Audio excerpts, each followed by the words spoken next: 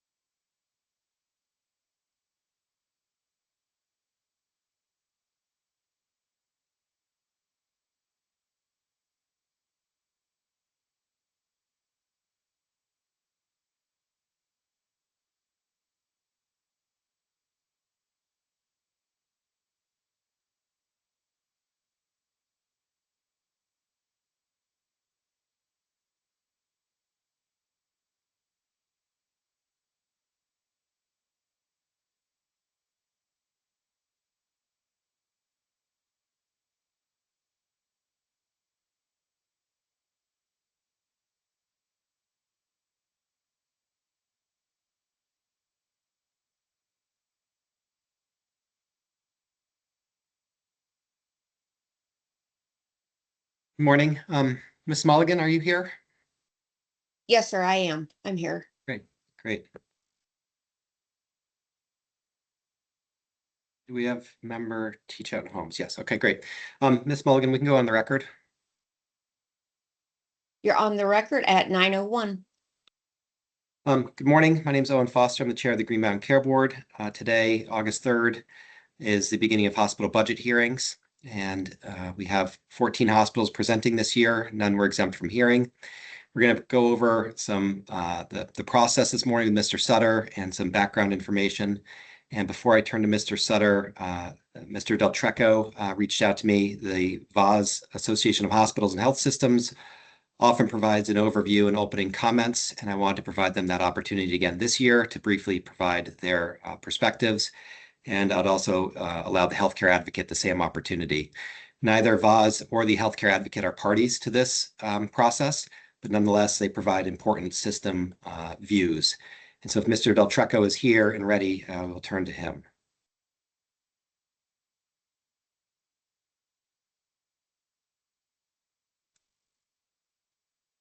Mike, are you here?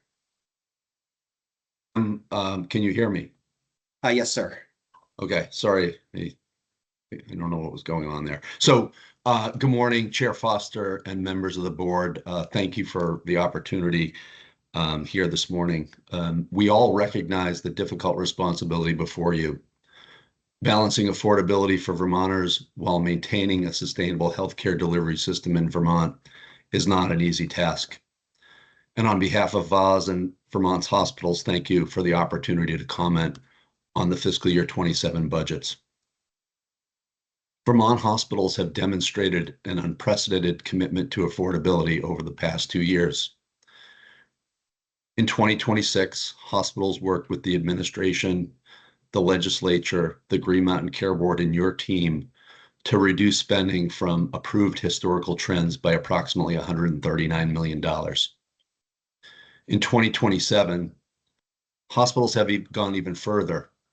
Again, in collaboration with the administration, the legislature, and the board, and in alignment with the VAS Affordability Action Plan, hospitals have identified efficiencies and have made difficult operational decisions that reduce operating expense growth by more than $158 million.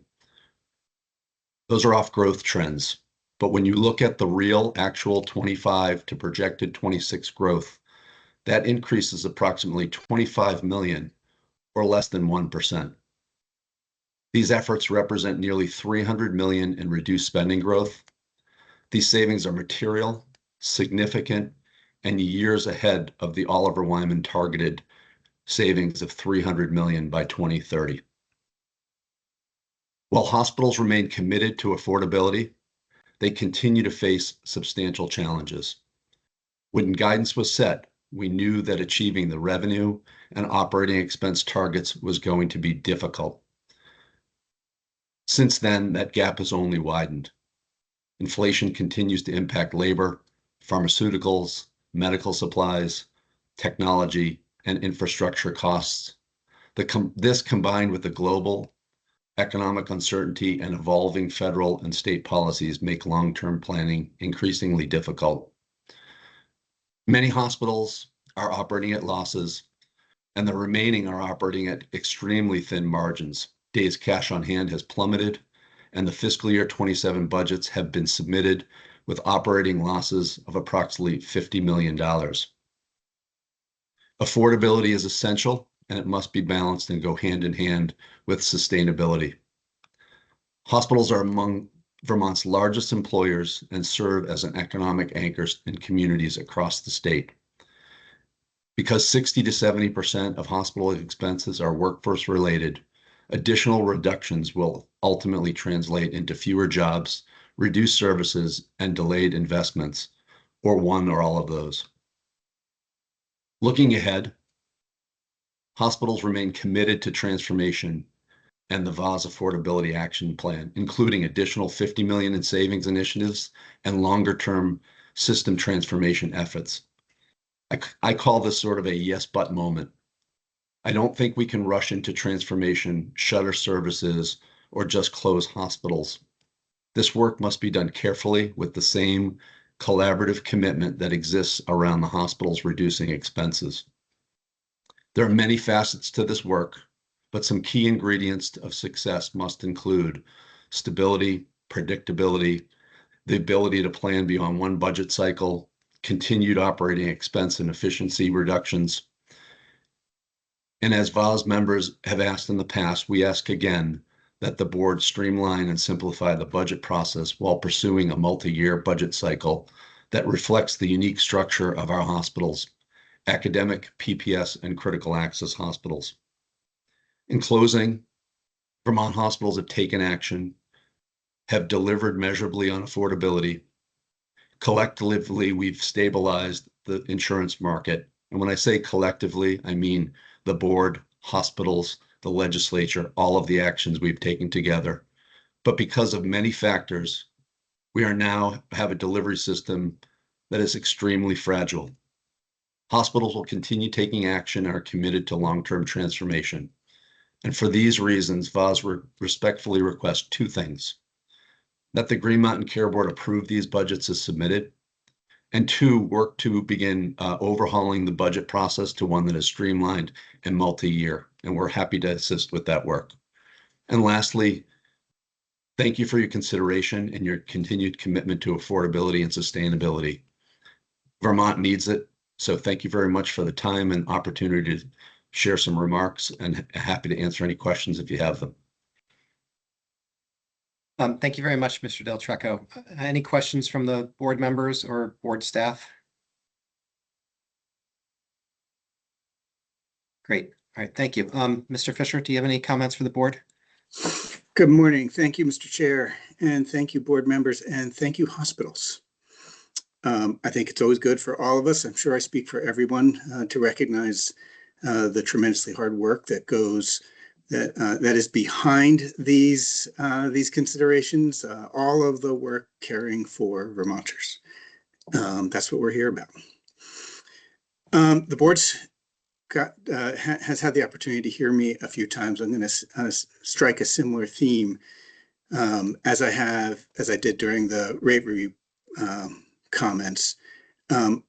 My thinking about affordability has grown and changed during this time.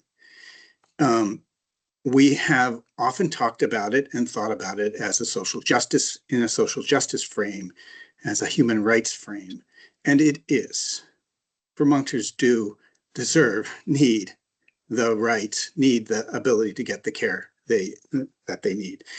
So I'm not moving away from that one bit, but as we face tremendous losses of coverage due to reduction in subsidies from the federal government, and the real risk of losses of coverage in the small group as the market continues to segment, my fear of the affordability concern changes.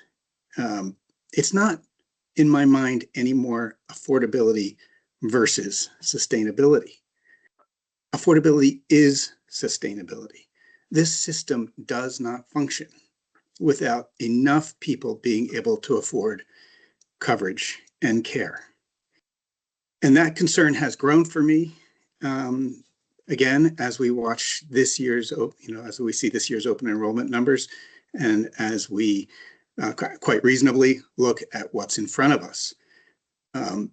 When enough of us can't afford coverage and care, the system of health insurance and the system of care no longer stands up. So that does present the board with a tremendous challenge. And I respect and honor the words that came from Mike Del Trecco just now about the challenges for hospitals. But these are challenges we must meet in order to maintain our system. And so I applaud the board for its hard work, and will continue to put a shoulder to the wheel to push the board to take the steps necessary to keep hospital spending within a reasonable check so that we can maintain this system. Thank you, Mr. Chair. Thank you both. And to me, just listening to this, it actually highlights where we've come and how far we have come in the last 4 years. Mr. Deltreco made a lot of really good points. Every year I've done this, and probably Member Holmes has a better perspective, it gets harder and harder because that challenge that Mr. Fisher is alluding to, that affordability is sustainability, becomes a more and more acute problem every single year. So this year is harder than last. And until we have system-wide solutions and reforms, we will continue to be in this rubric where you're kind of, you cut prices, it's really difficult. You don't cut prices, it's really difficult. And that's where we find ourselves again this year. But to allow us to make those decisions, we need an overview of the system and to understand where our hospitals are and where some of the pricing is. And I will turn to Mr. Sutter to provide the board with that. Thank you both for your opening comments. Thank you, Chair Foster. Give me one moment to pull up our presentation.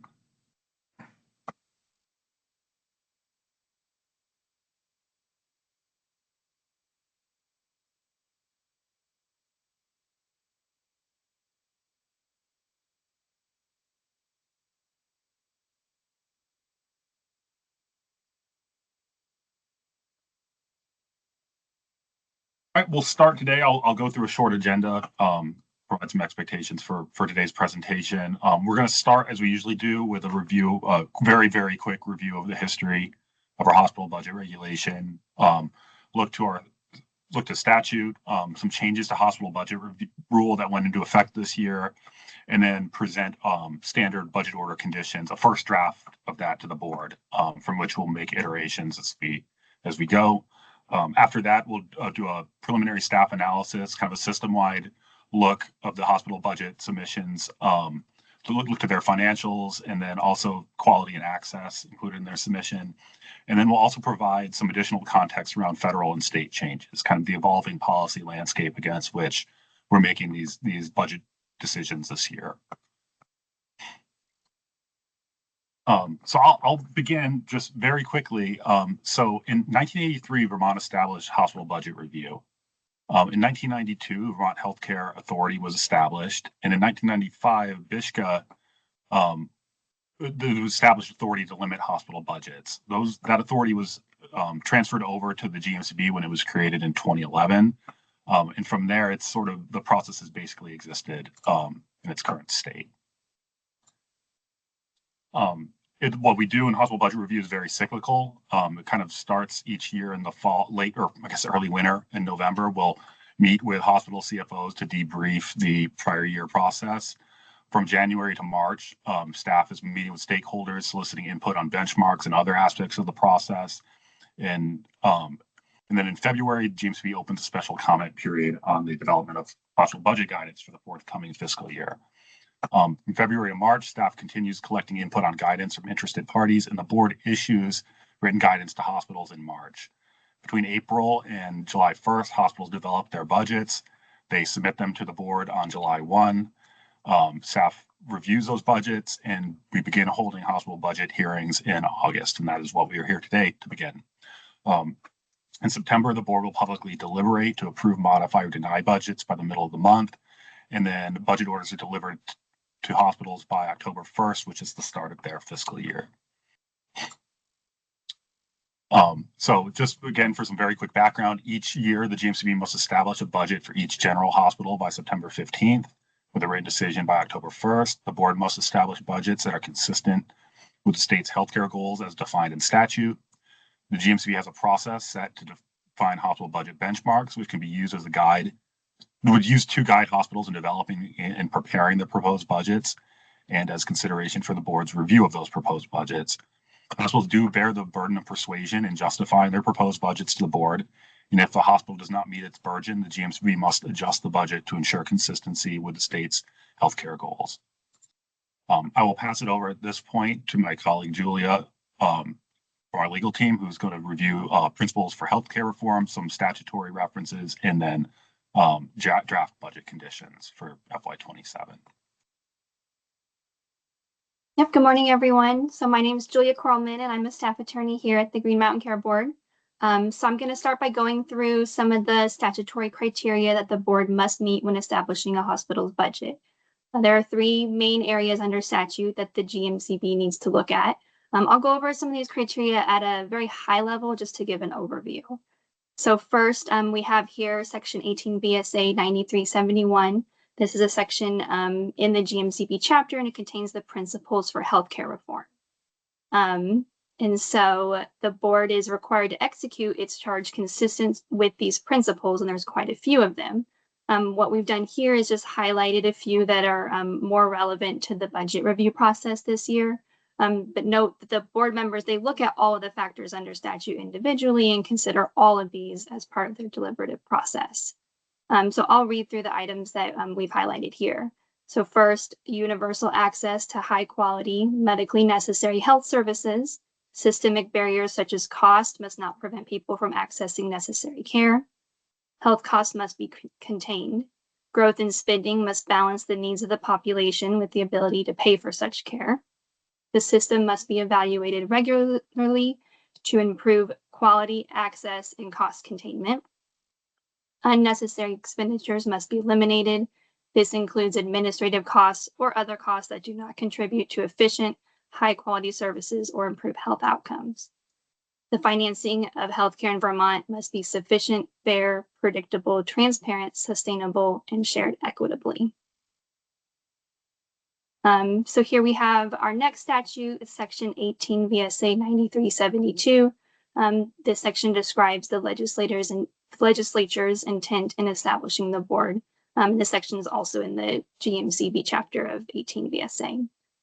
So when the legislature created the GMCB, it included these items as to their intent: improving the health of the population, reducing the per capita rate of growth in expenditures for health services in Vermont across all payers, while ensuring that access to care and quality of care are not compromised, enhancing the patient and healthcare professional experience of care, recruiting and retaining high-quality healthcare professionals, and achieving administrative simplification in healthcare financing and delivery.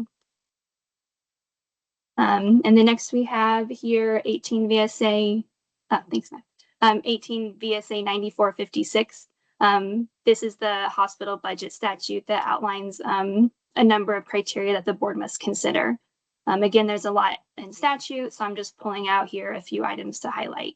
So for review of a hospital's proposed budget, the GMCB considers Vermont's critical health needs and resources, actual hospital performance with respect to past budgets, utilization information, the efficiency of the hospital's operations, hospital administrative costs, financial contributions to a hospital network, and if those expenses are consistent with the principles for healthcare reform, the salaries for hospital executives, including variable payments and incentive plans, and if these are consistent with the principles of healthcare reform, a comparison of hospital executive salaries to salaries of the lowest paid hospital employees who deliver direct care, public comment on all aspects of hospital costs and use and on individual budgets, and the benchmarks established by the board.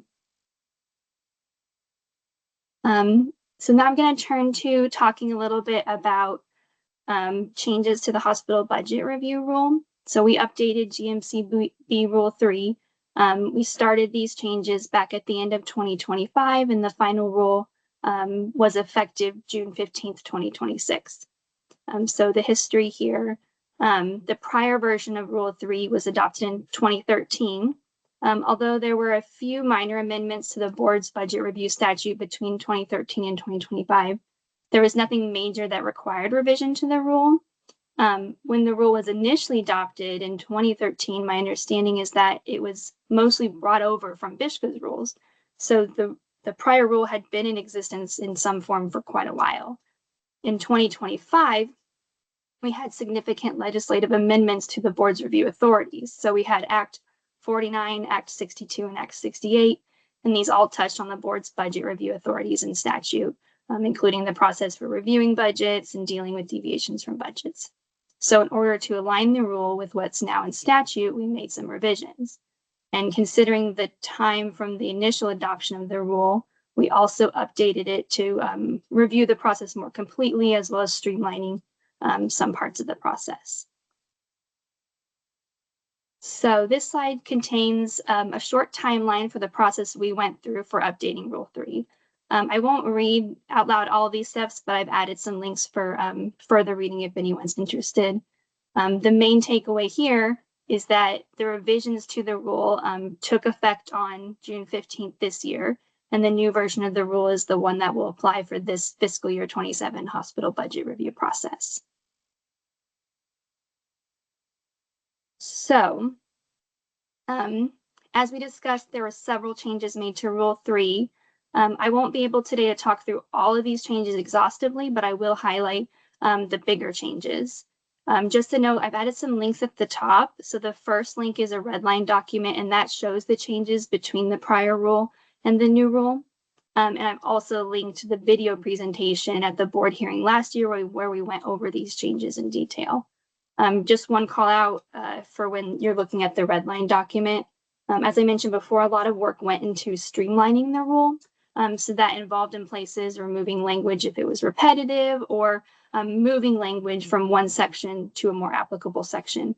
So therefore, when you look at that document, you might see some language that's crossed out, but it doesn't mean that it was ultimately taken out. It might have just been moved to another section. So I'm going to jump in and go through some of the changes to the rule. So we'll start with section 3.103. This is the definition section.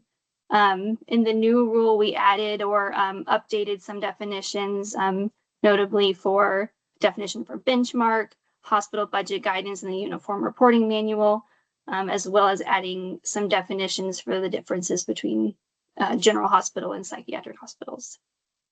In section 3.203, this is our benchmark section.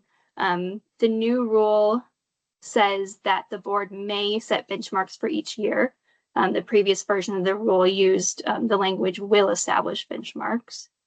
The new rule defines benchmark as the criteria a hospital can use to develop and prepare their budget. In the new rule, benchmarks are included in the hospital budget guidance. The previous rule included them in the uniform reporting manual. And in the new rule, benchmarks are considered for determining whether to exempt a hospital from public hearing and during review of a hospital's proposed budget.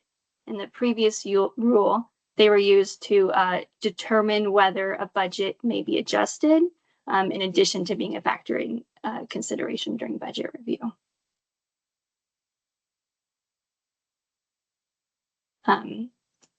So for section 3.205, the new rule, it removed, there was a long list of like specific items for hospitals to file each year. They were really granular level items like cost of operation, utilization, inpatient services by type. And so the new rule instead says that we'll utilize hospital budget guidance and the uniform reporting manual to specify these required items at this level. The new rule also in this section clarifies that the budget submission deadline is different for general versus psychiatric hospitals. The new rule includes the requirement that all filings are also submitted to the Office of the Healthcare Advocate, which is a statutory requirement. And the new rule has this language that the board can decline to consider the relevant portions of a hospital's budget submission if a hospital, if they fail to file by the deadline, if they fail to file the required information, if they fail to file in the manner contained in the uniform reporting manual, or fail to submit it to the Office of the Healthcare Advocate. In the new rule, we also have section 3.301. This section clarifies that since the Green Mountain Care Board is a public agency, all non-confidential information filed by hospitals available to the public upon request, consistent with the Vermont Public Records Act or other law. Previously, the rule had language that was specific just to information filed as part of the annual budget review process, and it was specific just to the Public Records Act alone.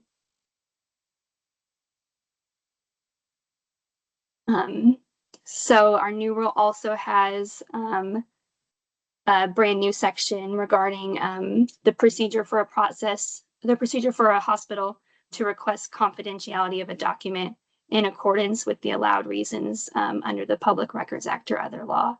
The new rule has language in this section that allows the board to designate material as confidential.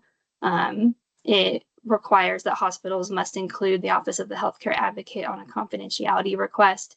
And the new rule also outlines what must be included in a confidentiality request. The new rule also, in section 3.303, it has language that requires public hearings for hospitals. Previously, the rule said the board may hold public hearings. And then in section 3.304, that discusses allowing an exemption from public hearing for any number of hospitals.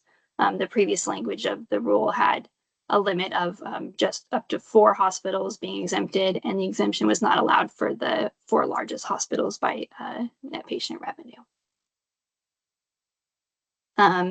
The new rule here in section 3.305, we updated the factors for consideration for a hospital's proposed budget to reference and reflect the statutory requirements. So, for example, referencing the hospital budget review criteria 18 BSA 9456 or the principles for health care reform at 9371. Previously, the language in the rule had some of these items, but not all. And section 3.306, this section, the new rule just breaks out the requirement differences between general hospitals versus psychiatric hospitals. And so then here, this slide's going to wrap up our summary of changes to Rule 3. I'm not going to go into as much detail for the rest of the sections of the rule because these sections, they deal with budget adjustments or deviations from a budget order or corrective measures for ensuring that a hospital operates within its established budget. So these are all processes that come after the establishment of hospital budgets. So I will be going into these sections in greater detail in future presentations. But I wanted to give a high-level summary of some of the bigger changes to these processes. So first we have in our new rule, we have a process that is new language. It's for optional mid-year budget review by the GMCB of a hospital's current year budget to ensure that a hospital is not likely to significantly deviate from its current year budget. We also have the previous rule. It sort of conflated the processes for prior year budget performance review and a hospital's application for an adjustment to their budget. And so the new rule separates these processes into 2 separate sections. The new rule updates the prior budget review process to require the GMCB to account for any significant deviations in a hospital's established budget. So unless the hospital demonstrates that it could not reasonably have taken action to avoid the significant deviation. The previous rules process had more discretion for the GMCB to consider factors and allowing the GMCB to determine whether to adjust the hospital's budget or not.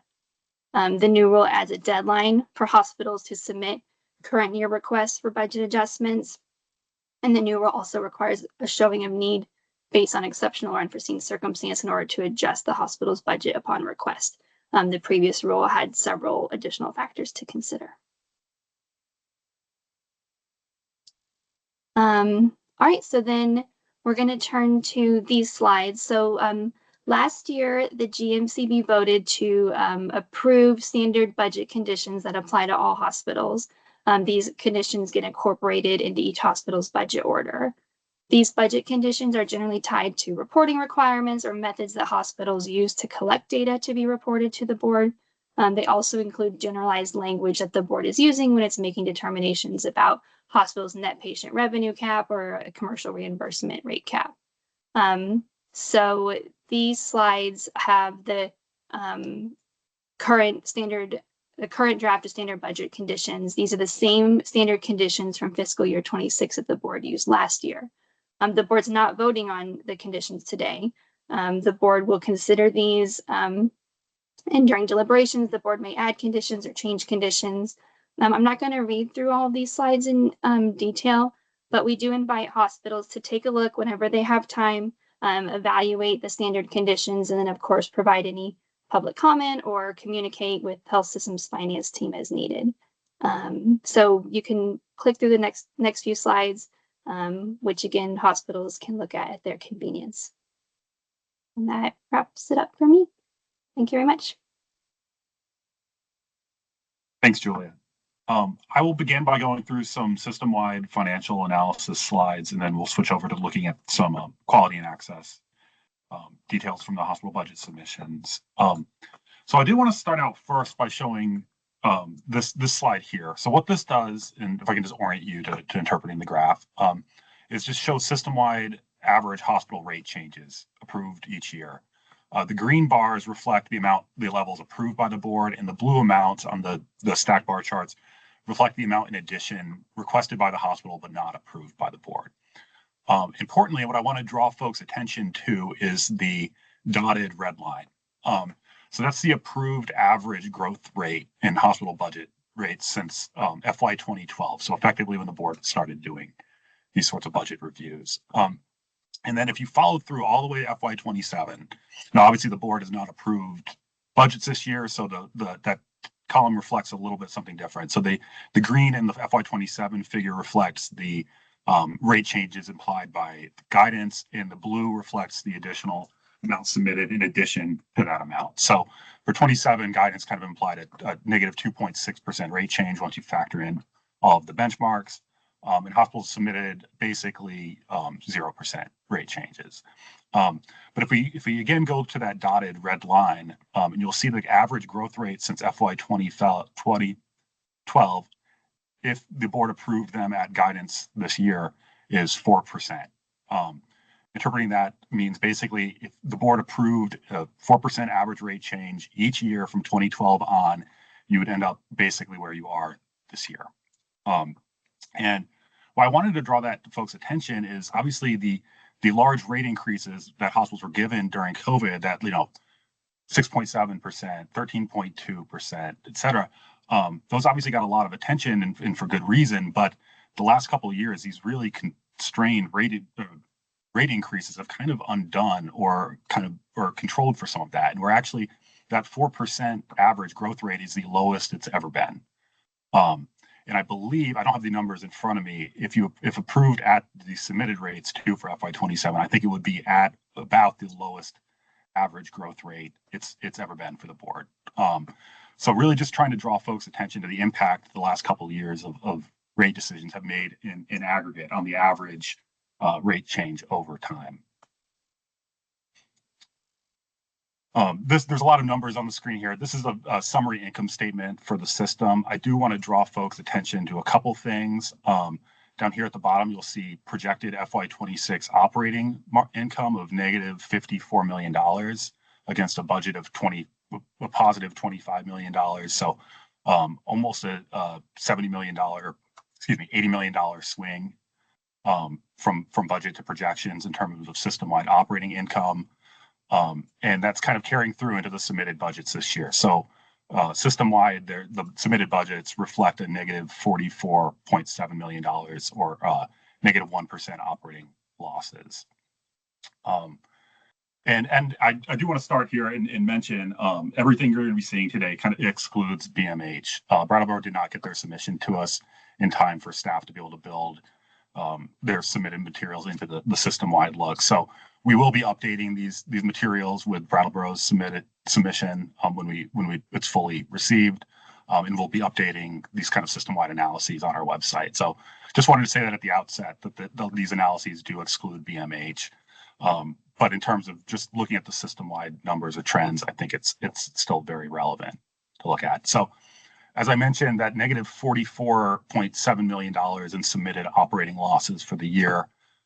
If we graph these out on a waterfall chart and look at the individual hospital contributions, you'll see nearly 96% of the system losses are being generated by the University of Vermont Medical Center, who have submitted a budget with almost $43 million in losses for the year. Kind of noteworthy here is that you do not, with the exception of SVMC, who's submitted basically a break-even budget, none of the PPS hospitals have submitted a budget with operating gains this year.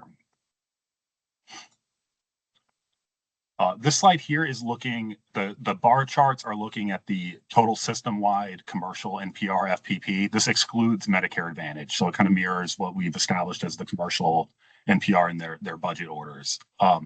Falling from $1.99 billion in FY25 to $1.90 billion in their submitted FY27 budget. So system-wide, the FY20 hospital submissions include a negative 4.4 reduction in commercial NPR compared to FY25.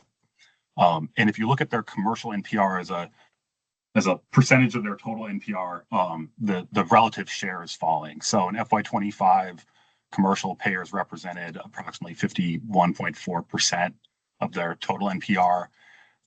Excuse me, I've got that backwards. 54.6% in FY25. It's fallen about 3%, so it's now 51.4%. So the concentration of their revenue is falling from commercial to other payers. The next couple of slides just look at hospital performance against the benchmarks. And again, we do not have Brattleboro included in here, but if you'll recall, we had a commercial NPR growth benchmark of negative 1%. System-wide, the hospital submissions have come in at about 0.2% growth. So relative to the approved 26 budgets, commercial NPR they're requesting a $3.86 million increase. Again, we had a same level rate change. So benchmarks established negative 1% growth rate across all hospitals. The submitted budgets have come in at 0.0% growth. So above guidance, but still basically flat rates in the submitted budgets. The expense benchmarks are a little higher. You'll recall we had a 2.4%.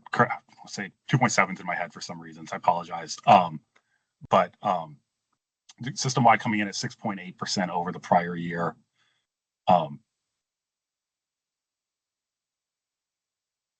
And you can see it reflected by individual hospitals here. I do want to just mention briefly, in hospital budget guidance, we do allow for certain categories of expense to be excluded from the growth benchmark. So some of these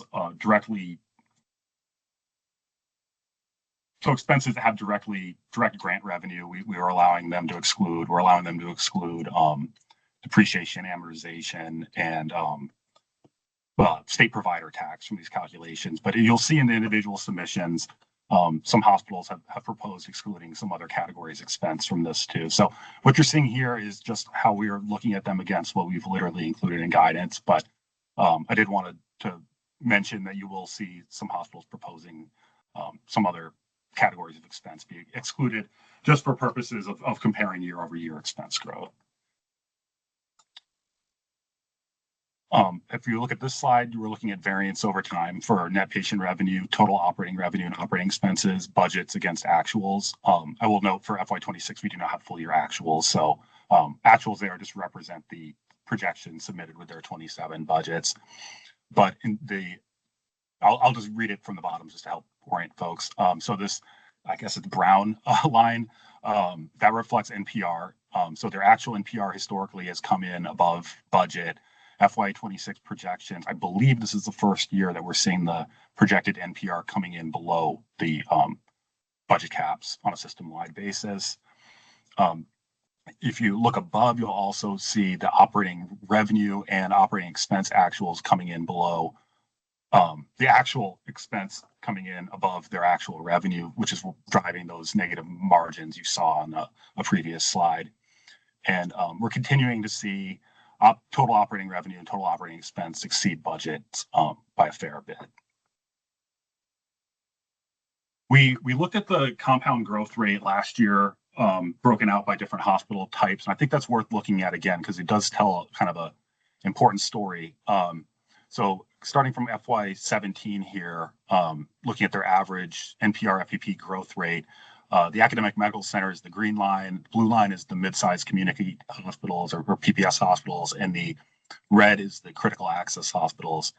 If you include the FY26 projections and the FY27 submitted budgets on an average compound basis, we're seeing the NPR FPP growth at the academic medical center falling below the critical access hospitals on average for the first time. So year over year since FY27, UVMMC has grown, NPR FPP has grown an average 4.7% compared to 5% at the critical access hospitals and 4% at the mid-sized community hospitals. looking at the kind of same look, but just looking at total operating revenue, you see a little bit different story. And this is largely driven by some unique services offered at the academic medical center. So specialty pharmacy is driving a lot of the expense growth over the PPS and critical access hospitals here. But you are also seeing their average expenses growing at a faster rate than their average total operating revenue, which is driving that sort of deterioration in operating income over time. We have a few slides looking at some very kind of the more important, or the financial ratios that we kind of tend to focus on here at the board more. I'm going to pass it over to my colleague Andrew, who's going to walk us through some of these at a sort of system-wide level. Thank you, Matt, and hello, CARE board members and audience. Appreciate the opportunity to be here with you today. Just to orient everybody to these next 4 tables, which will all look fairly similar to this one. What we have at the top are the columns of the fiscal year. On the left, you can see the rows for the hospitals, as well as at the very bottom, you can see the system level total. So when we have operating margin, really what this is it's showing the relationship between the expenses versus the revenues, and it really represents the core profitability of the hospital's operations. And so because of this, any non-operating revenue, such as investments, they are excluded from the figure.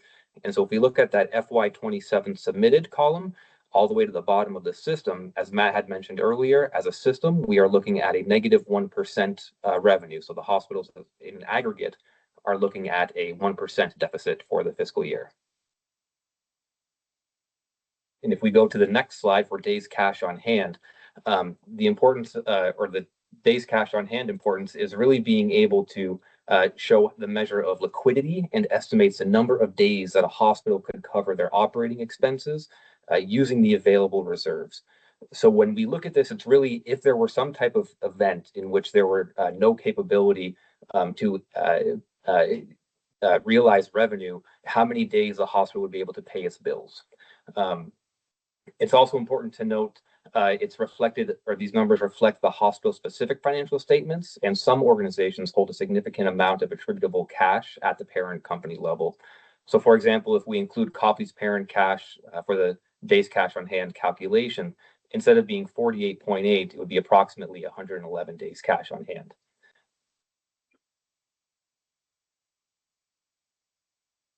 So going to the next slide, looking at days of accounts receivable, this is another important and interoperable financial metric as the other two, in that this one will show the average number of days in collection that the patient account receivables remain outstanding, and provides insights into the hospital's revenue cycle, where a lower metric is favorable and an indicator of good collection practices, whereas if the metric is high, it may indicate that a hospital has a problem with collection receivables, which can impact the cash flow and days of cash on hand. So looking at that FY27 submitted back down to the system level, you can see that in aggregate, hospitals have a 44.6 days of accounts receivable. And last but not least, jumping to the current ratio, this one measures a hospital's ability to meet its current liabilities with its current assets. And so a ratio of 1.0 or higher would indicate that all of the current liabilities would adequately cover the hospital's current assets, or they can pay their bills with the money that they have. A low value implies less ability to pay their short-term obligations, while a higher number would show that they would have a greater capability of paying for their short-term obligations. And so looking at that FY27 submitted again, down to the system level, you can see with a 3.5 being higher than 1, they can, in aggregates, more than capable to cover their short-term liabilities with their current assets. And so with that, I will turn it back over to Matt and appreciate your time today. Thanks, Andrew. Yeah, we have a couple slides here. We just wanted to, and I think the importance of the next couple slides or next few slides will become more apparent once we go through some sort of context, federal and state context. But we did want to look at bad debt and free care, and you can see it increasing over time. So from FY18 to 25, it increased an average annual rate of 8.4%. Now, obviously, the bad debt and free care amount has some relationship to gross charges, and we expect it to increase as gross charges increase. But it's important to note that total gross revenue from these hospitals over the same period of time grew 8%. So we are seeing some evidence of increased bad debt and free care in the system. And you can see that on the next slide. If we take bad debt and free care and graph it as a percent of total hospital, gross hospital revenue, we're back to pre-pandemic levels or a little bit heightened relative to that. So bad debt and free care coming in at just under 2.5% of their total gross charges, which is an increase from pandemic levels when it was just over 1.5%. And then finally, we just wanted to briefly mention again the critical access hospital cost sharing issue. So as we've been discussing throughout this year in various meetings, critical access hospitals, the structure of how their Medicare beneficiaries pay charges that results in sometimes beneficiaries having a significantly higher cost sharing burden at critical access hospitals. So just to orient people, the board requested some additional information from Vermont's ACOS and from VAWS to explore this cost sharing issue and have held public meetings to discuss this matter from February to June of this year. VAWS submitted a letter, which is linked below on June 5th, that outlines some voluntary actions critical access hospitals could take to address the issue. And then in hospital budget guidance this year, we also asked hospitals to respond to this and describe how they're addressing the cost sharing issue. General themes we've seen have been increased transparency around hospital prices and patient cost sharing obligations through both their websites and advance notice to patients. Some enhanced financial assistance, connecting patients to existing programs and kind of individualizing that as applicable, and then supporting federal actions, continuing to engage with Vermont's congressional delegation at fixing this at a federal level. We've also seen some reported actions of moving away from contracting with payers a percent discount off of charges, which would help resolve some of the issue, and then assessing outpatient charge masters and identifying some high price outliers, for example, services that cost over 500% of Medicare, and increasing financial assistance programs using a sliding scale. So that's what we had for a financial look or overview of the hospital budget submissions. I will pass it over to my colleague Hillary now, who will begin discussing some of the quality and access findings we've seen in the submissions.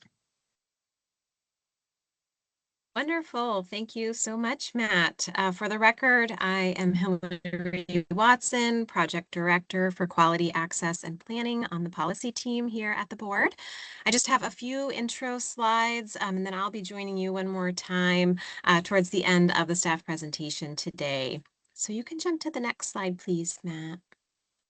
Wonderful. So to kick off this section, which is a high-level system-wide analysis of some of the quality and access information gathered from the hospitals in their FY27 budget submissions, I wanted to bring back a slightly modified version of a slide that we showed to the board a few weeks ago during the July 15th quality panel discussion.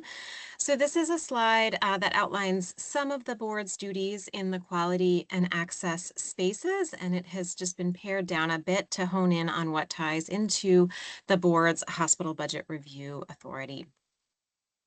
So I'm not going to read this slide, and much of the content was shared earlier by Julia, but I do want to highlight that although the Green Mountain Care Board has long had quality as part of its mission and duties, it was only recently in 2025 that the legislature awarded dedicated positions to begin doing this work in a more structured way, which is what is allowing us to be here with you today. So next slide. Wonderful. So this year was our team's first time collaborating with the Health Systems Finance to work with the FY27 hospital budget submissions. And, we launched from a great foundation laid in years past and really are moving through the steps here on the screen. So just to provide a high-level overview of some of the content that we'll review with you today, we are going to provide an overview of the Centers for Medicare and Medicaid Services, CMS, quality star ratings for each hospital, which is data that has been collected and considered in the hospital budget review process for some time.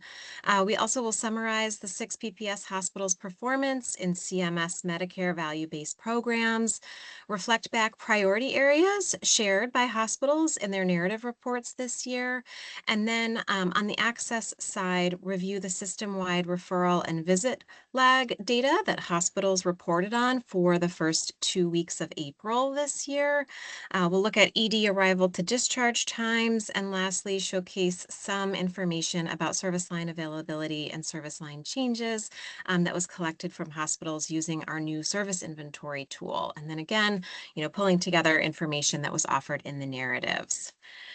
So it's always important to note that no one quality rating system, measure set, or individual measure can address all the facets of quality and access that contribute to the best patient outcomes and experiences.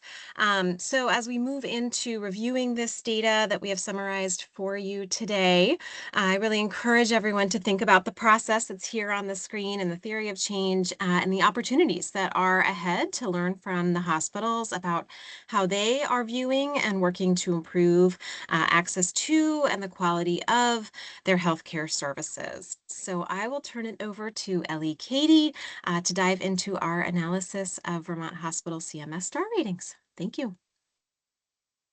Thank you, Hillary. Hi, everyone. My name is Ellie Katie, and I'm a policy analyst on the Quality and Access team.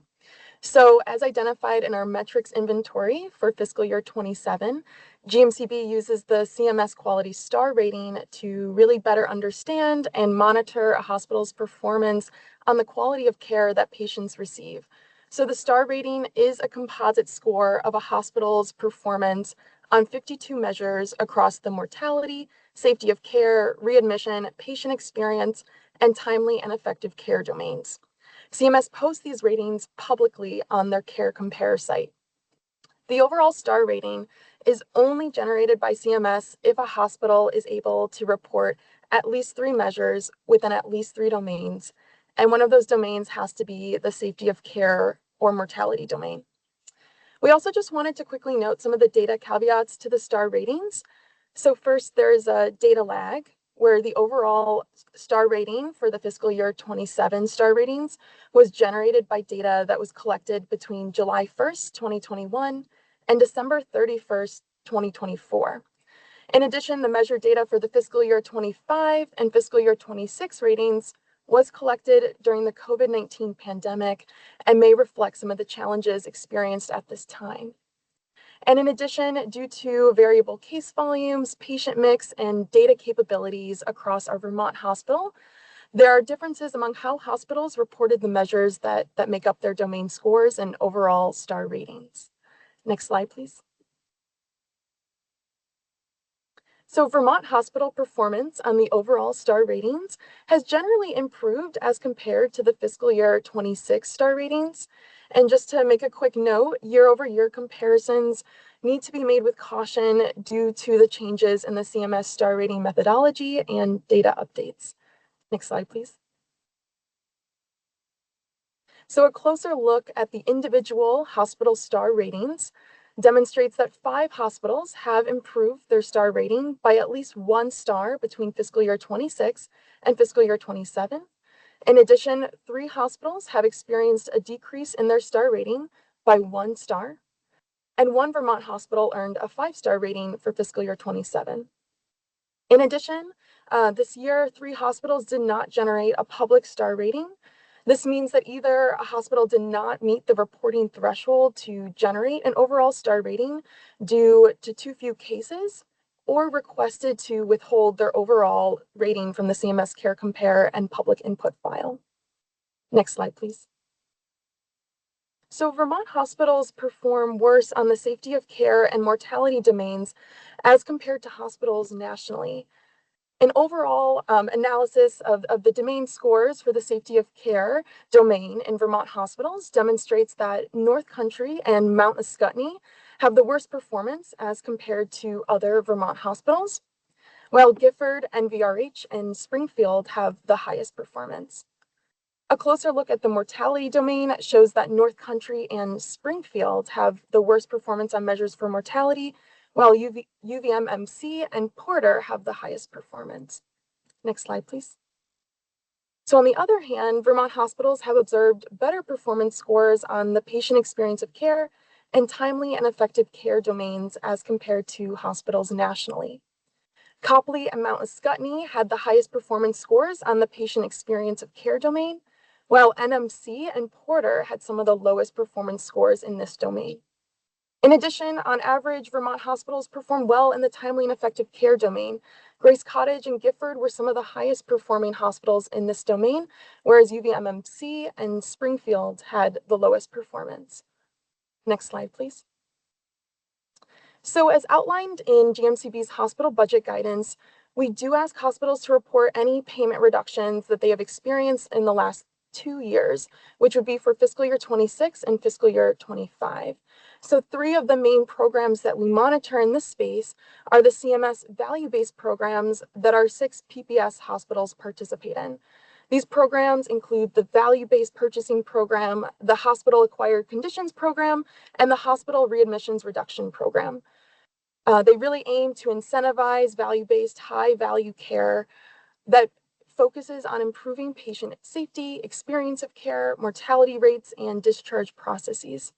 In addition, the measures that were used to generate the overall star rating are also used to measure performance in these value-based programs. So again, it's important to note that these measures were collected between July 2021 and December 2024. So there's a bit of a data lag.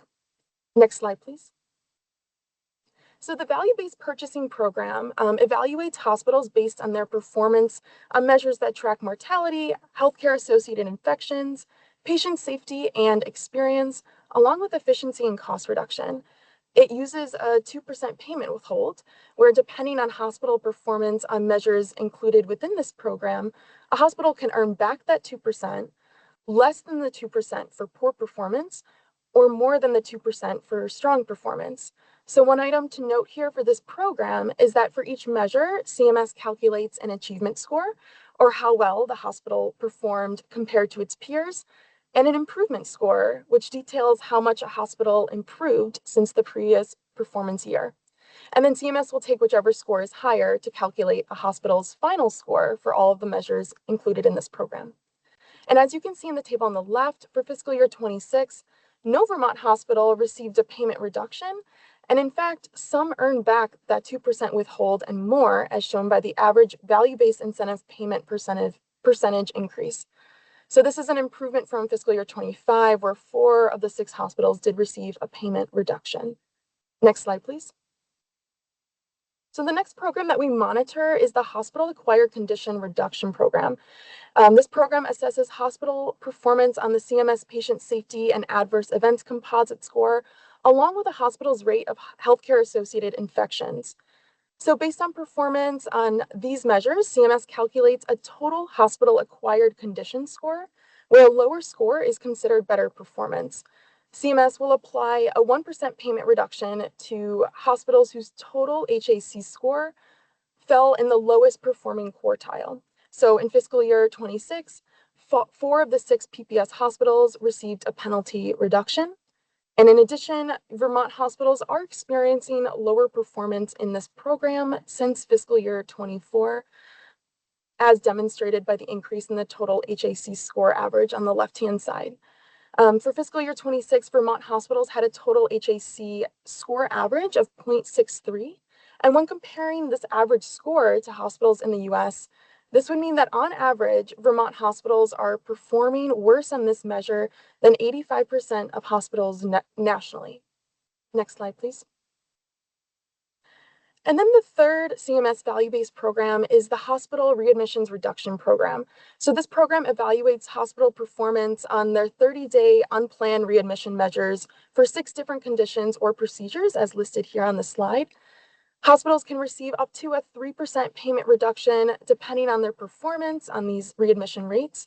And over the last 3 fiscal years, Vermont hospitals have received lower payment reduction percentages, demonstrating an improvement in their readmission rates.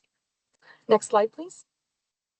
So per our hospital budget guidance, hospitals that earned a CMS star rating below a 3-star and any hospital that received a payment reduction were asked to share steps taken to remediate the situation and/or identify areas of focus for quality improvement. In addition, some other hospitals that were not required to submit this information did volunteer this information in their narrative. So we wanted to briefly touch on some of the initiatives that hospitals are engaging in the quality improvement space. And this is really an area that we can learn more about from hospitals during their individual hearings. So one area that hospitals identified is improving their safety of care practices.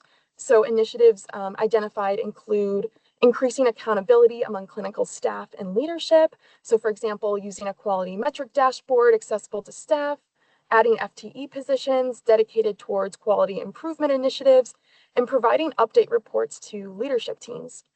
Another strategy identified was to provide training opportunities for clinical staff, like the use of an operating room simulation lab. In addition, hospitals are also working to develop best practice protocols. So for example, hand hygiene practices. Another area prioritized by hospitals is relating to reducing readmissions. So one of the main initiatives that was highlighted was improving care transitions for patients. So examples included identifying high-risk patients, engaging patients in community resources, educating patients in self-management strategies, and integrating primary care physicians into discharge planning meetings. In addition, some hospitals cited some priority areas related to reducing mortality rates. So one example that was shared was to better identify areas of concern by analyzing mortality rates by diagnosis. And lastly, one hospital shared that they engaged a quality task force that was dedicated to identifying areas of improvement. And with that, I'm going to hand it over to my colleague, Gaurav. Thank you. Thank you so much, Ellie. My name is Gaurav Kalwani, and I am a senior policy analyst on GMCB's Quality and Access team. I'm going to be talking to you a little bit today about some of the access metrics that we're working on. So alongside quality metrics, we're continuing to collect and analyze data on healthcare access in hospitals across the state. Two of our initial work streams on this topic concern care wait times and service line availability. To begin with, I'll discuss wait times. So wait time data provides important information on availability and thus accessibility of care. In some cases, it can also even be used in determining safety and quality of care. For example, in emergency settings where wait time has a direct association with the outcomes that follow. We have collected wait times data in the current format that we have it in for the last 4 years. For this year, hospitals submitted data in a 2-week period of April 2026, which we split into 2 categories. The first is referral lags, which are the percentage of appointments that are scheduled within 3 days of referral. And then the next is visit lags, which is the percentage of new patients who have their appointments scheduled within 14, 30, 90, or 180 days of their scheduling date, including holidays and weekends. We also analyzed publicly available CMS data, most notably Measure OP18, which records median time from arrival to discharge of discharged ED patients. I'm not going to go through every detail of how the data works for this presentation, but I'm happy to say more if there are questions, and the data sources and details are available in footnotes as well. Next slide, please. So we'll begin by looking at average hospital performance on overall wait times. The data submission included all the categories you see on the left, but it's important to note that hospitals did not submit in each category, of course, given their reporting and service line availability. It's also important to note that these are not weighted by patient volume, but rather are an average of hospital overall performance, meaning if Hospital 1 schedules 100% of patients within 3 days of referral and Hospital 2 schedules 0%, the average performance that we would report would be 50%. So you can see here that aside from some minor fluctuations, hospitals in the last 3 years have been mostly consistent on their appointment wait times. Next slide, please. So next we have the same metric, but just for hospitals that have hospital-owned primary care services. And the thing I draw your attention to here is that we have seen a more substantial improvement in patients who are scheduled within 3 days of referral. You can see from FY25 to 26, there's a substantial jump in the percent of patients who are scheduled within those 3 days, and that continues more or less into FY2027. Otherwise, the metrics have been more or less consistent. Next slide, please. So next we have the CMS data I talked about previously. This measure reports median time in minutes from arrival to discharge for all of our discharge patients in our two most recently available time periods. That's all of 2024 and then mid-24 to mid-25. You can see here that not all hospitals are reporting the data. That could be to a couple of reasons. Lack of data to report, a request from critical access hospitals to suppress the data, and so on. So just a caveat there. We compare on the next slide Vermont's performance to national data. Oh, next slide, please. So yeah, on this side, we're comparing Vermont's performance to national data, and we can see here that medium volume hospitals are about in line with where national performance sits. We do see higher visit times for low and very high volume hospitals. Again, I'll note that the sample sizes are small here. For example, very high volume only applies to UVMMC. But still, this gives you a picture of how Vermont is performing compared to nationwide on its ED arrival to discharge time. And in general, you can see that there's a bit of a higher visit time for most Vermont hospitals. Next slide, please. We also have a variant of the first metric here. This is arrival to discharge, but just for psychiatric and mental health ED patients. You may notice that some of the numbers here appear quite high. If you go to the next slide, please. You'll see that there are indeed some significant differences between Vermont's performance and national performance. There's been public reporting in the past in the media on some of Vermont's difficulties in mental health ED boarding, with many patients regularly waiting up to a day for more for an inpatient bed. It's important to note there may be many factors at work here related to incomplete reporting, case complexity, or measurement challenges. You can see here that we find specific challenges in the low volume hospitals on a comparison to national performance, but that across the board, Vermont hospitals are seeing wait times for psychiatric and mental health patients that are above the national averages. It's an area we'll seek to further analyze as we proceed with the review process and beyond. Next slide, please. So some of the key takeaways here, wait times for primary and specialty care are often exceeding some of the commonly cited standards, such as those that are set for federal marketplace plans under the ACA. That's 15 days and 30 days, respectively.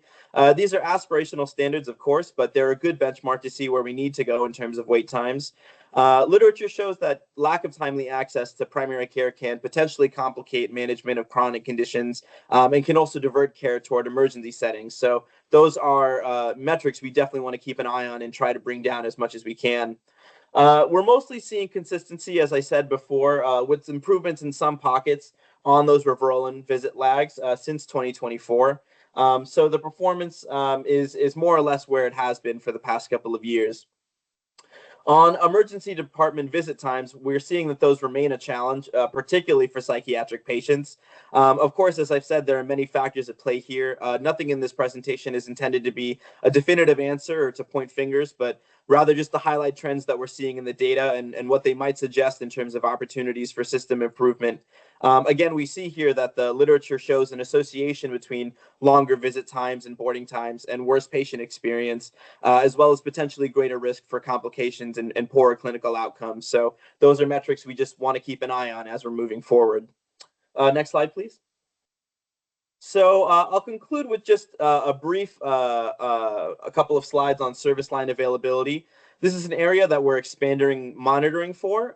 We asked for service line inventories from all hospitals as part of the budget review process this year. And that's the data that we use to generate the graphic that you see here, which provides an overview of the essential services landscape in Vermont. Essential here is determined by Act 146, which established a list of services that advance notice must be provided for if a hospital is considering closure of the service. That's another area of monitoring and regulation that we're working on now. I'll draw your attention just to a couple of areas where we might note particular fragility from the perspective that's given here. Addiction treatment, dialysis, and inpatient psychiatry are all areas where we see that there are not as many hospitals that are offering that service. I think inpatient psychiatry as well may speak to the wait time findings that we reported previously. Next slide, please. And finally, this slide displays all of the disclosed in-process service line changes in the hospital systems that we're currently aware of.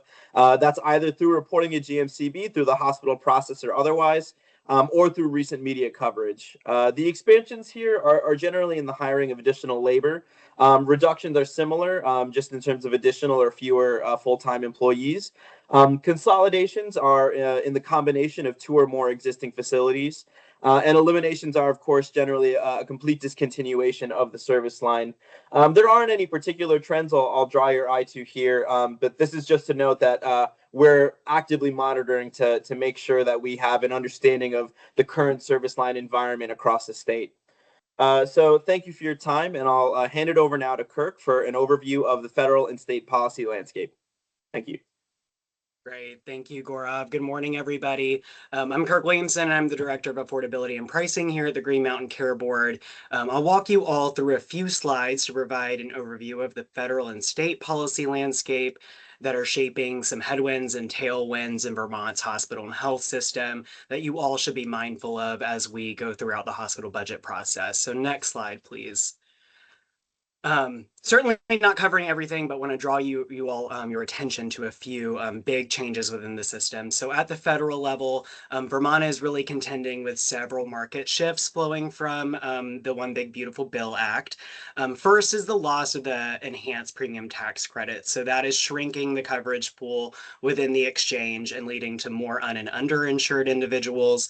There's a confluence of rising premiums and less generous plan designs with very high levels of cost sharing that are really crowding out household budgets.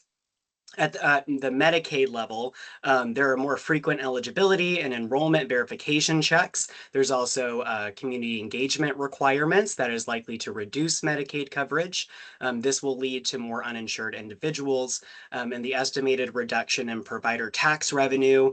JFO estimates that will reduce general fund revenues by $18 million per year beginning next year.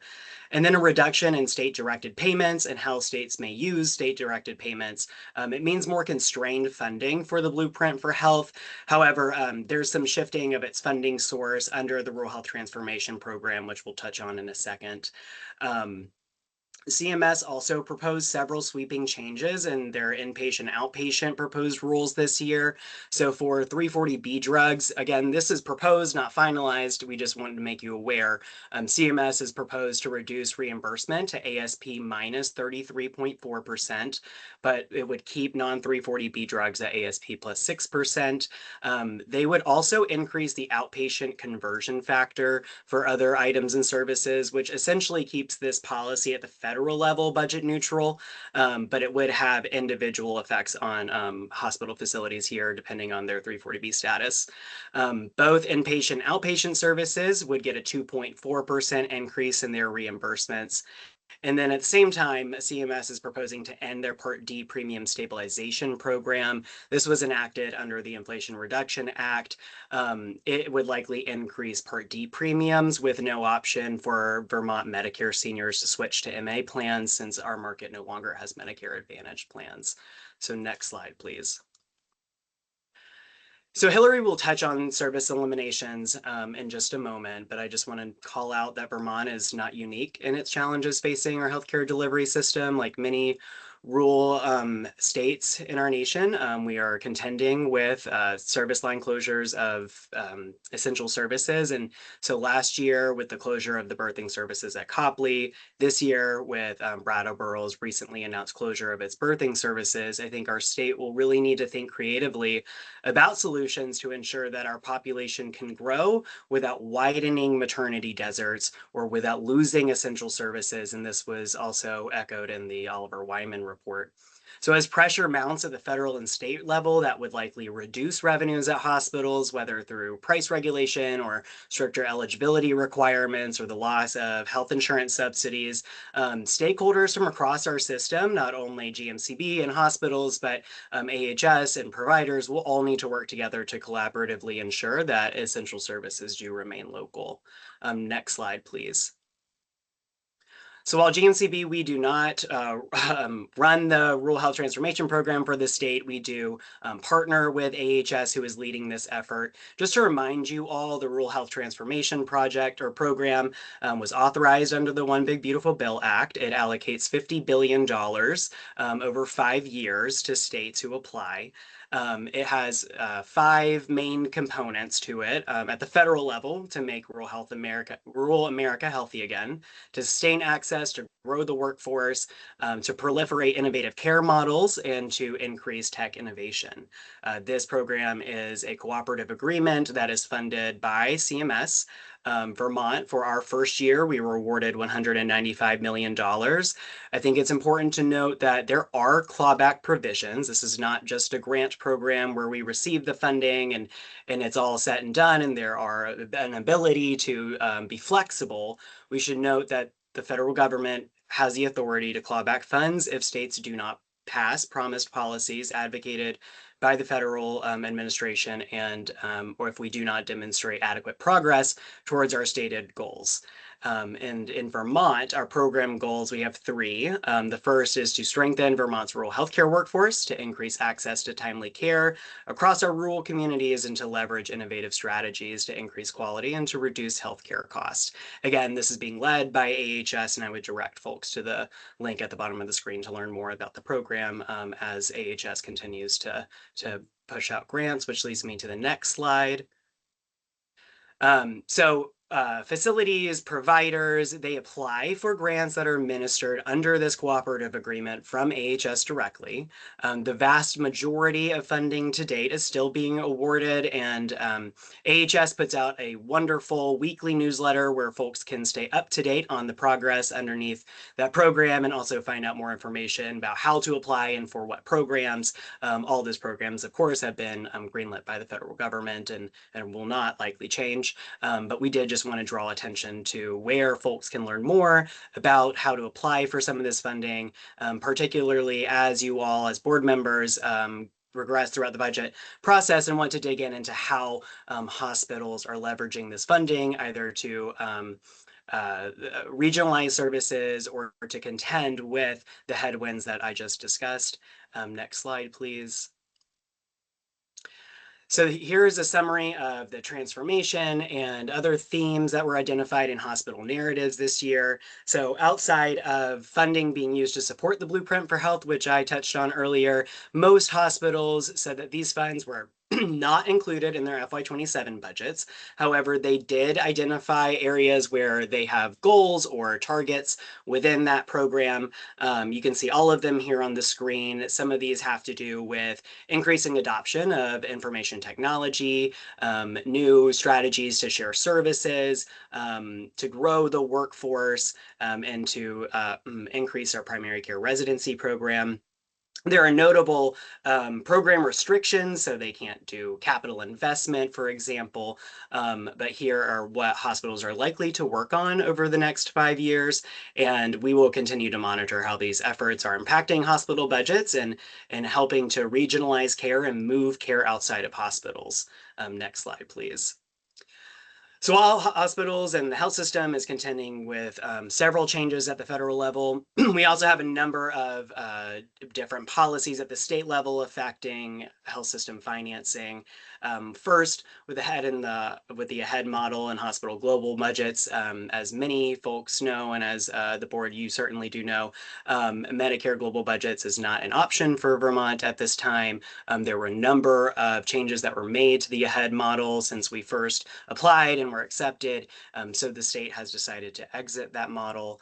We've also been notified that Medicaid global budgets are also no longer an option. So this has implications going forward for how we may design global budgets in the future. But for this year, at least, we are not participating in that federal model, and there are no global budgets in commercial Medicare or Medicaid. Transformation is ongoing. We just talked a little bit about rural health transformation. AHS has contracted for analytic and consultative support to assist hospitals as they think about moving care outside of their walls into communities. And there also might be an area for GMCB for us to support care transformation, for example, through payment reform or provider rate setting. This could be used to establish guardrails or create incentives for strategic price reallocation from high margin and high volume service lines to those who maybe have been underfunded or have not been priced at a level that could be sustained by hospitals, as we may be witnessing with birthing services. Additionally, there is a statewide strategic plan that is due to be developed over the next several years. It'll be due in January 2028. It's being led by AHS. There are a number of intersections with GMCB, and we are collaborating with them as we speak on total cost of care targets, for example, and how we are assessing quality and measuring system performance. I'd also note, and we'll spend a little bit more time in the next few slides on reference-based pricing. I'll just note that with the veto of S190, it really does limit what's possible for implementation by FY27, which was directed for the Green Mountain Care Board under Act 68 to begin reference-based pricing by FY27. So we are considering other tools, whether through this budget process or through our rate review authority, to really establish operational readiness and expectations for full implementation by FY28. We'll also be exploring what can be done for primary care in line with Act 68, which allows us to set floors for services like primary care or behavioral health. I think I just want to underscore the tension or friction points we are experiencing in Vermont. One being healthcare affordability, and Mike Fisher just discussed how affordability does not need to be mutually exclusive from sustainability, but we do see some tension with how high our prices are, how high our premiums are, our ability to afford these services, and our ability to sustain or maintain access to essential services without thoughtful planning, and without all stakeholders collaborating on how to keep services local and lower prices at the same time. Next slide, please. So now we'll go into a few slides on kind of what the affordability trends have looked like in Vermont to do some table setting for everyone. We have additional slides after that I'll go back into, but I'll turn it over very quickly to Olivia Mitchell, who will walk you through the next couple of slides. Olivia. Great, thank you, Kirk. Good morning, everyone. Olivia Mitchell, Senior Policy Analyst for Affordability and Pricing at the Board. And as Kirk mentioned, one of the key issues that Vermont continues to grapple with, and that has been an impetus for some of the state policy initiatives that he previewed, is healthcare affordability. So we felt that it was important to take a moment to ground ourselves in the current affordability situation that we find ourselves in. And as we continue to move through the budget review process and think about spending at the hospital and system-wide level, encourage all of us to remember how it ultimately ties back to patients and Vermont families. So looking at some key affordability trends over the last 25 years, between 2000 and 2025, total healthcare spending in Vermont grew 255.4%. much faster than the broader Vermont economy, as well as overall inflation in New England, which grew 80.8% during the same time period. And then when we look at healthcare spending per person, it rose 234%, far outpacing household purchasing power as median household income grew 115.4% during the same time. And similarly, healthcare spending has outpaced most other major household expenditure categories, such as housing, education, childcare, and groceries, putting increasing downward pressure on Vermont residents and taking up a larger share of their income and making it harder to afford other household needs. Next slide, please. So moving on to the next slide, what does this actually mean for Vermonters with respect to their healthcare costs? On average, Vermont households spend 15 to 20% of their income on healthcare. In 2025, 1/3 of Vermont households with private insurance had a deductible over $4,000, and the average annual premium for an employer-sponsored family plan in Vermont grew 61.4% between 2013 and 2024, faster than the national trend. And then in Vermont's QHP market, premium growth has been even greater. Between 2018 and 2026, average monthly premiums for the lowest cost bronze plan grew 93.5%, nearly triple the national rate and far outpacing all other states. And then looking at the hospital level around the same time, between 2019 and 2025, the average commercial price across Vermont hospitals grew approximately 37%. And I will pass it back to Kirk to walk us through Vermont hospital prices in further detail, including some of the primary drivers of increasing hospital prices, the impact on Vermonters, and how we can really think about these things in the context of reference-based pricing. Wonderful. Thank you so much, Olivia. This slide really provides an overview of how concentrated Vermont's hospital market is. Market concentration, it describes how much control a few hospital systems hold within a given area. This is a publicly available tool developed by the Healthcare Affordability Lab at Yale, led by Zach Cooper, a notable health economist.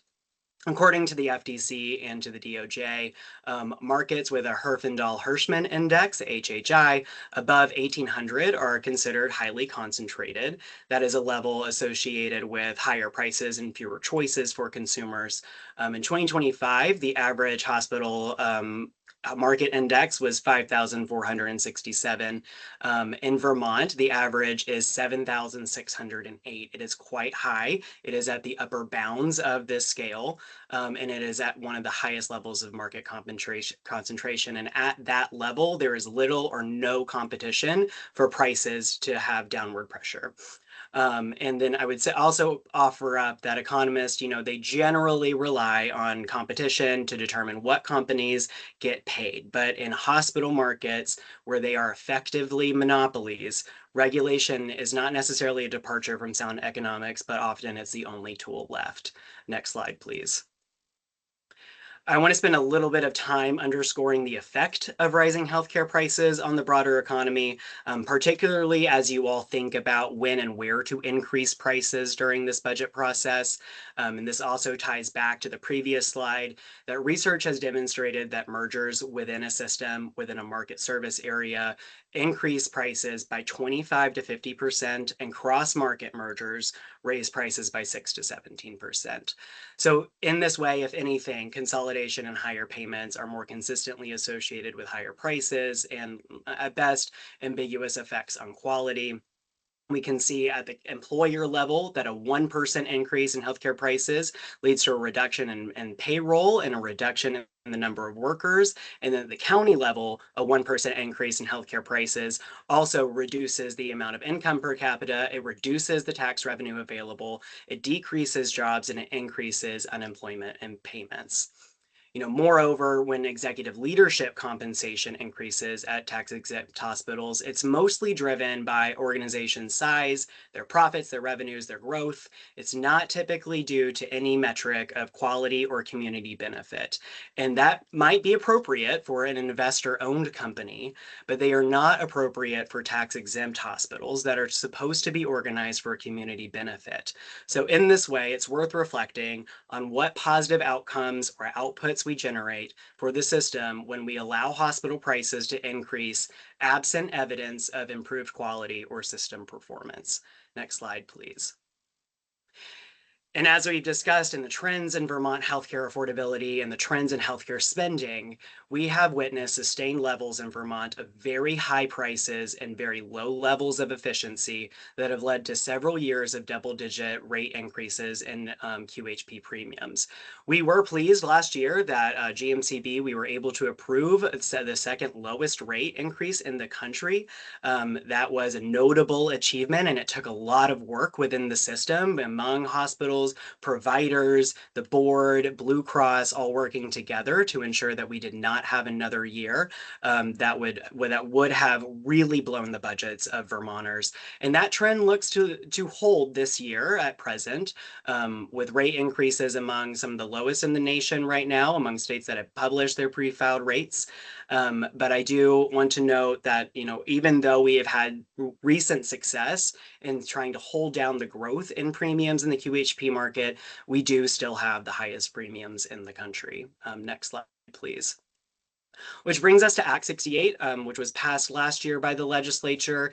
It directs the Green Mountain Care Board to implement hospital reference-based pricing using its provider rate setting authority no later than hospital fiscal year 27. We just touched on the veto of S190. And in establishing these rates, the board shall consider a number of factors, some of that being the composition of the community served, other factors that could affect provider costs, the role of this hospital in Vermont's healthcare system, and then we have the flexibility to not only use Medicare, but maybe think more creatively about another benchmark, or you could think of for OB services, perhaps some new type of approach with Medicaid. We are also instructed to align integration of reference-based prices and the review of those prices within the hospital budget process. Next slide, please. There's like 4 main areas of reference-based pricing here that I wanted to call out. Act 68, it directs the board to establish reference-based prices as a percentage of Medicare, which establishes a cap on hospital prices, both inpatient and outpatient. The board is to review and monitor these prices annually as part of the board's budget review process. We need to identify conditions for modifications and termination of reference-based prices, and then to consider how and if we expand to non-hospital-based services, for example, primary care. Next slide, please. And so in our exploration of where we are as we embark on this journey to lower prices as a percentage of Medicare, we have released this price transparency tool. It's available on our website, and you all are welcome to take a look and to use this throughout the budget process this year. Reference-based pricing, it now provides us not only with a benchmark, but also perhaps a goal. At present, commercial prices as a percentage of Medicare, or what a Medicare equivalent payment would be at Vermont hospitals, they are in the range of 450% of Medicare. They are much higher in outpatient settings. They are above 500% outpatient settings. They are quite lower, but they are still high for inpatient services as of 2025. And then if you were to, not take our methodology and look at RAND's methodology, for example, in 2022, Vermont's hospital prices relative to Medicare were the 14th highest in the country. Next slide, please. We wanted to provide you all also with some data points on very high-priced outlier outpatient services. These really concentrated in imaging, labs, non-oncologic injections and infusions, and chemo. These are the highest price services relative to what Medicare would have paid.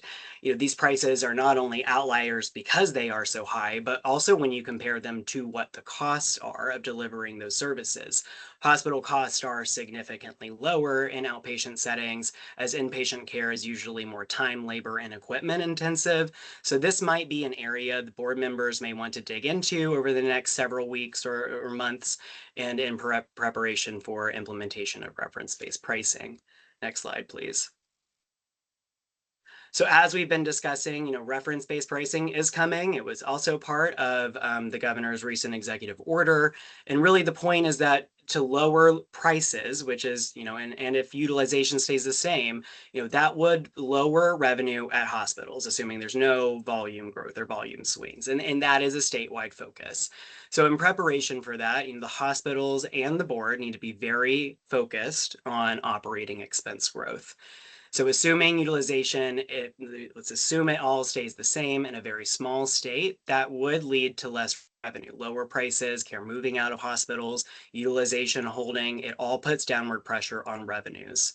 And operating expenses, which include both fixed and variable cost. You can see on the screen that Vermont is mostly in line with the nation if you look at the median hospital price or the median hospital's operating expenses. But some of our facilities are much higher than other PPS facilities. This does not reflect critical access hospitals, only PPS hospitals, I should say. But there are some some outliers, if you will, here.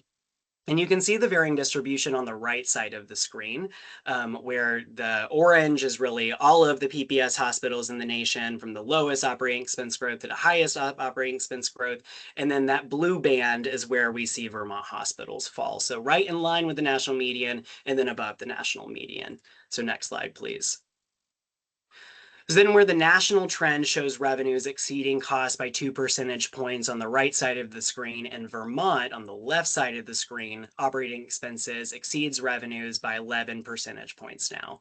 So in that way, hospitals will need to focus on reducing their fixed expenses or fixed costs, which may include, indirect or direct care costs. But regardless of the definition of costs used or not associated with direct patient care, studies on the whole agree that those costs have increased about the same rate as costs for patient care, which would indicate no productivity growth. We've also seen that play out in what you can see here on the screen, that operating expenses have now exceeded patient revenue growth.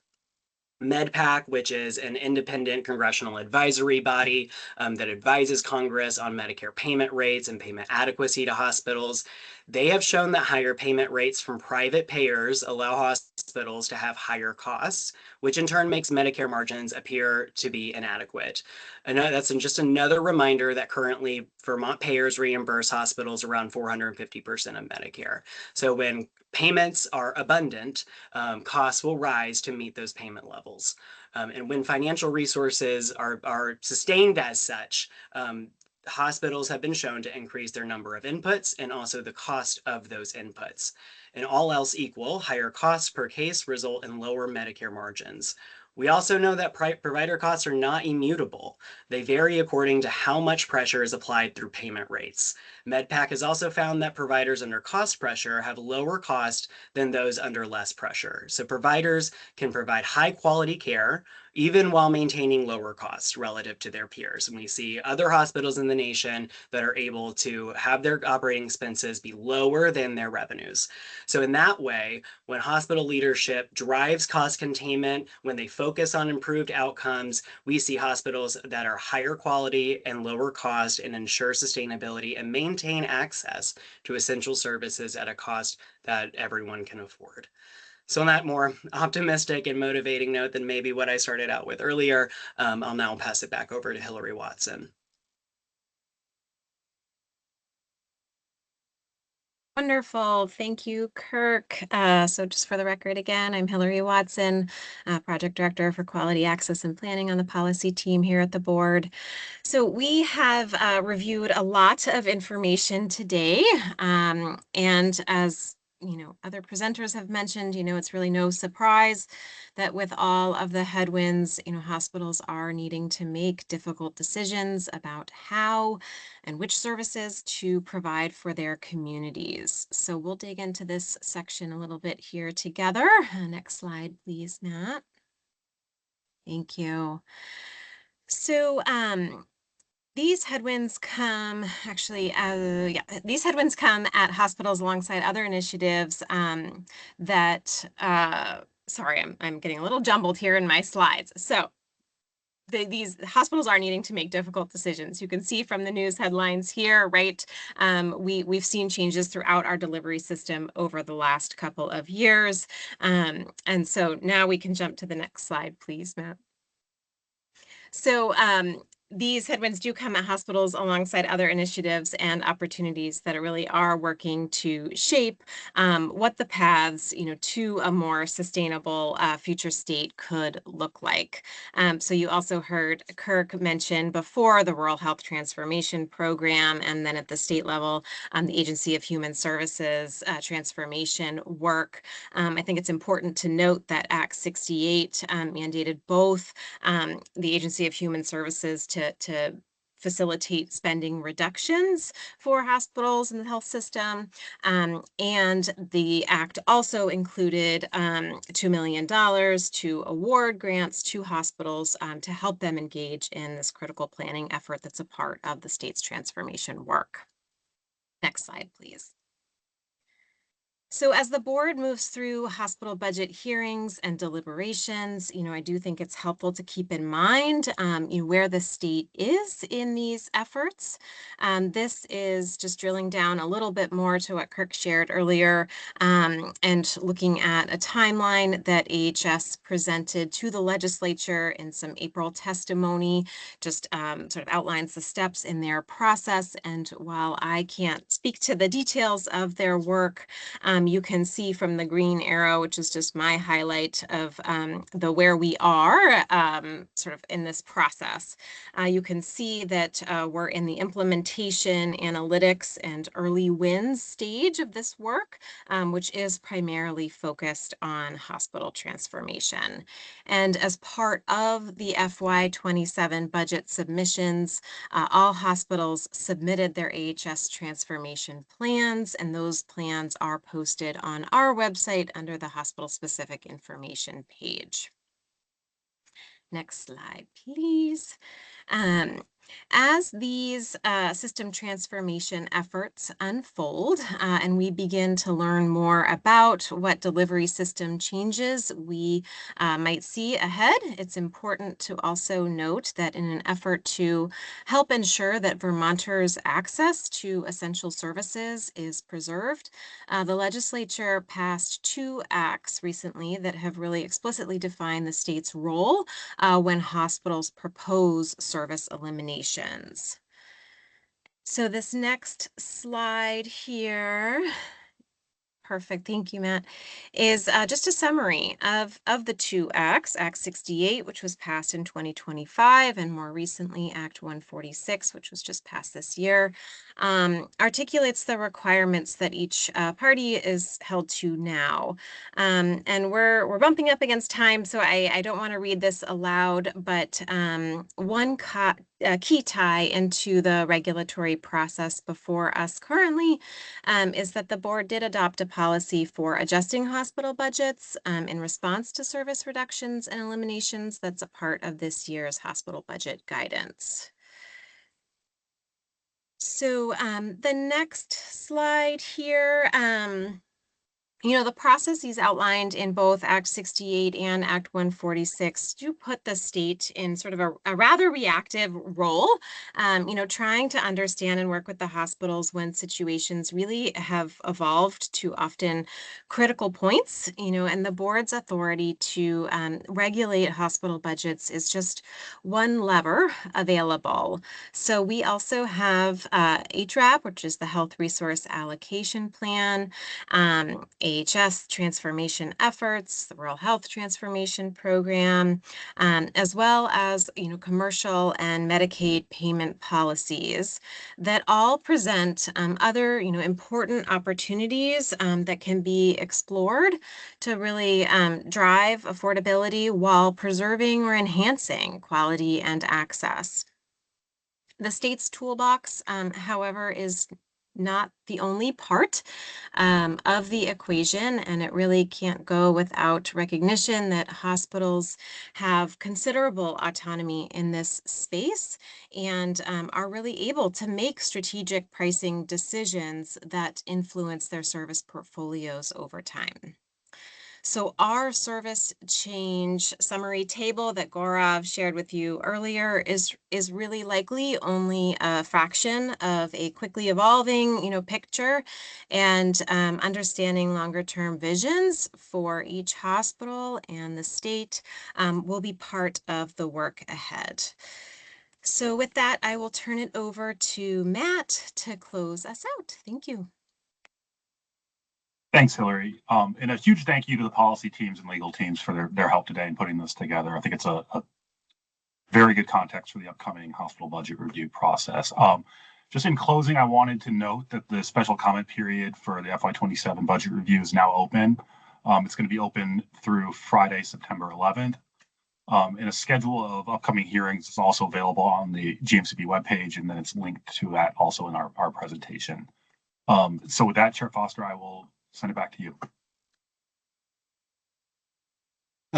Thank everyone so much for that presentation. There was a lot of overview there that I think is so imperative for the public to be aware of and everyone who's involved in these hearings. That was, I think, the best overview I've seen that we've ever done. And we had a number of new staff members present, and I thought it was extremely high quality. And I know the other board members expressed their gratitude as well. So Matt and the teams, that was really wonderful. It's also great to see all the various disciplines we have here at the Care Board participate in really what's our essential function, which is hospital budgets. So having the multidisciplinary approach was great. I'm really glad that we've moved in that direction, and thanks to the directors and Emily and everyone for working on that. So we will take a break in a minute. And just to update people on the schedule, we have the UVM Health presentation and review from 12 to 2. And then 2:30, we have the UVM liaison team presentation. So before we take our break, I will open up to board members for questions and comments on the staff presentation.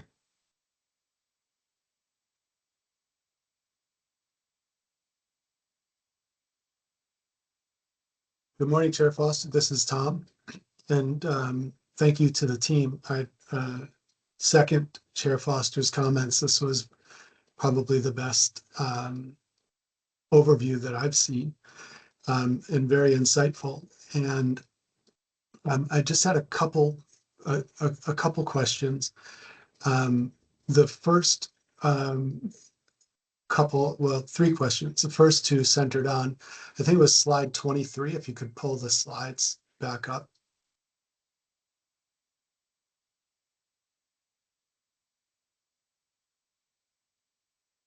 One moment. Sure.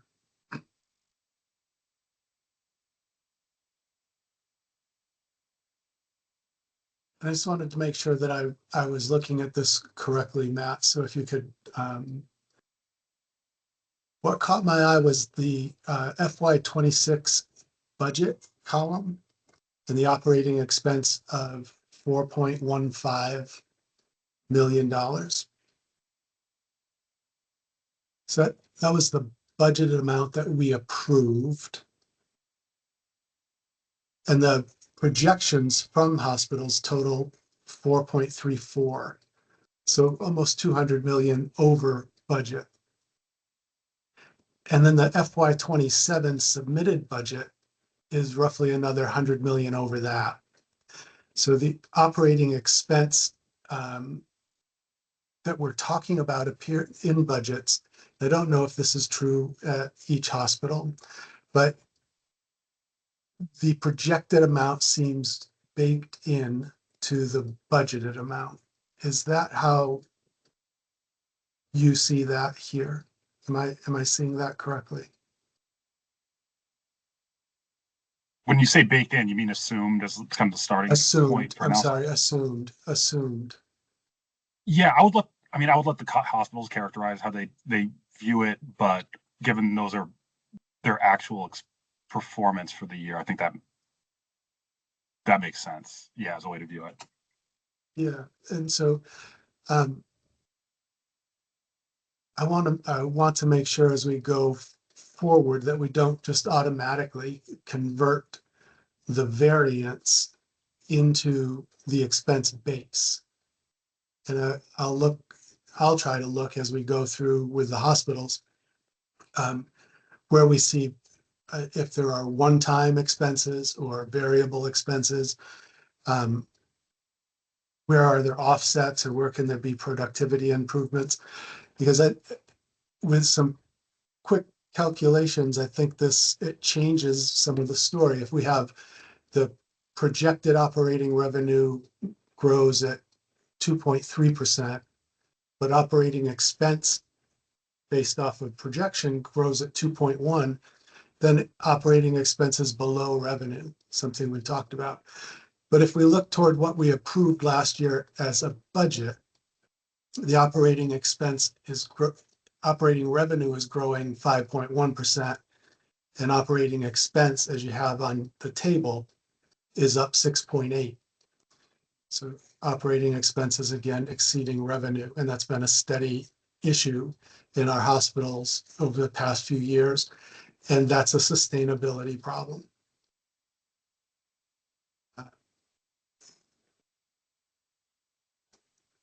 So I think as we go forward, looking at, I like the way that you've incorporated operating expense and revenue, but I think we'll have to look at it at each hospital. I think it's slide 26. If you could jump to it, where we see 27. There we go. The expense growth unadjusted, the expense growth varies significantly from less than 0 to almost 9.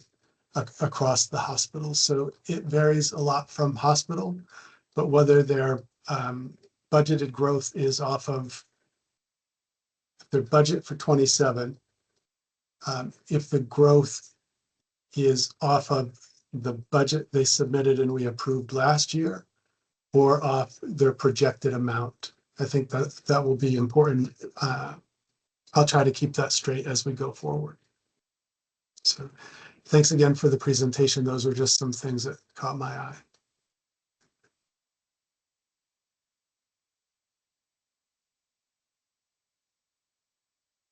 I Back to you, had one thing I Chairperson. wanted to ask about, if that's okay. Please go ahead, Member Ticho. Thank you. So the slide, I can't remember the number that Kirk was talking about with hospital efficiency that showed operating margins and expense growth.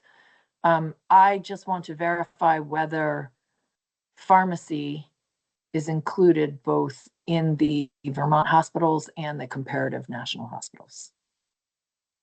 This is as submitted on Medicare cost reports and through the HICRIS data set that NASHB uses. So this is total operating divided by total revenue. So okay, depending on, thank you. Thank you. Yep.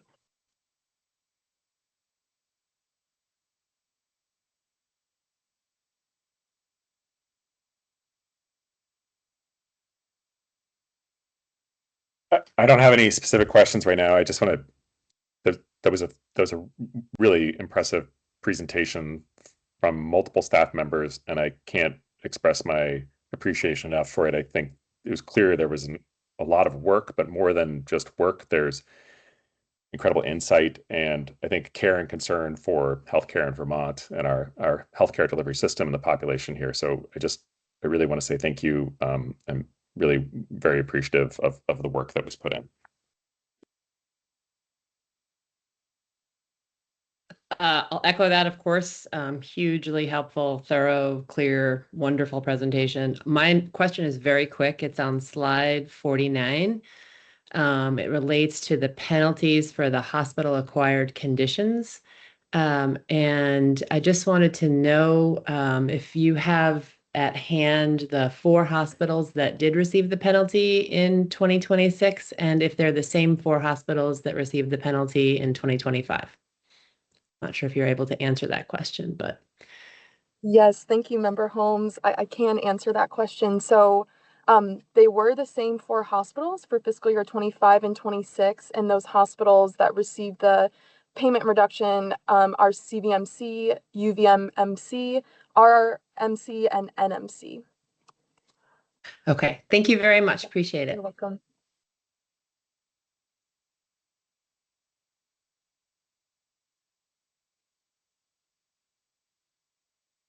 Okay, and any questions or comments from the healthcare advocate?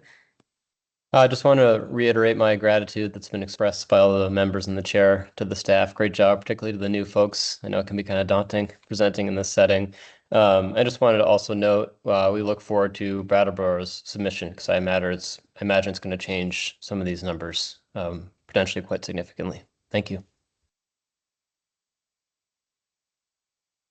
Okay, and on that note, Chair Foster, go ahead. I will just add that Brattleboro is in the process of submitting information to us. I can't say that it's complete yet, but if we didn't have enough late last week to incorporate it into this presentation, but they are actively submitting submissions to us currently. Great, thank you. I'm going to take broader public comment at the end of the hearing day. So unless there's anything from VAS or any of the board members or healthcare advocate, we can take our break. Okay, seeing none, we'll take a break and we will be back at 12 o'clock. Thank you. You're off the record at 10:53.